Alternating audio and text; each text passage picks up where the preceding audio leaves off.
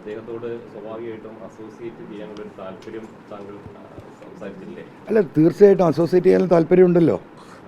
UDF-മായി associate ചെയ്യുമെന്ന് ഞാൻ പറഞ്ഞല്ലോ.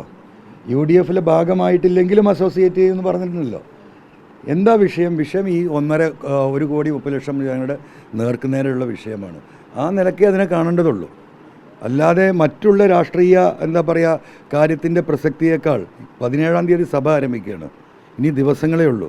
അപ്പോൾ അവിടെ ഒരു ശക്തമായ ഇടപെടൽ, ഒരു ജനരോക്ഷം ഒറ്റക്കെട്ടായിട്ട് രാഷ്ട്രീയം മറന്ന് കേരളത്തിലുണ്ടാവണം. അത്രേ ഉദ്ദേശമുള്ളൂ.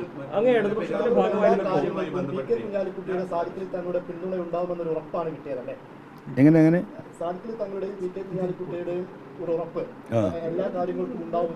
ഞാനങ്ങനെ പറഞ്ഞില്ലല്ലോ. തങ്ങളങ്ങനെ പറഞ്ഞോ? അടുത്ത തവണ ജയിക്കാനല്ല, അടുത്ത തവണ പിണറായിയെ തോൽപ്പിക്കാൻ ഇതിനുള്ള എല്ലാ വഴികളും തേടും. ഇതിനൊരു തർക്കമില്ല. ആ വഴിയിലുള്ള ഓട്ടത്തിലാണ് ഈ യാത്ര.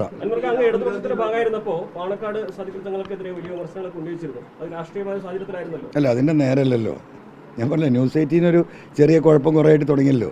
ഇവിടെ രാഷ്ട്രീയമല്ല പ്രശ്നം എന്ന് ആവർത്തിച്ച് പറയുമ്പോഴും താങ്കൾ രാഷ്ട്രീയമാണല്ലോ ചോദിക്കുന്നത്. ഇവിടെ ജനങ്ങൾ അനുഭവിക്കുന്ന ഒരു ദുരന്തത്തെക്കുറിച്ചാണ് സംസാരിക്കുന്നത്. അതിനെക്കുറിച്ച് വല്ലതും ഉണ്ടെങ്കിൽ ഇപ്പോൾ പറയാം.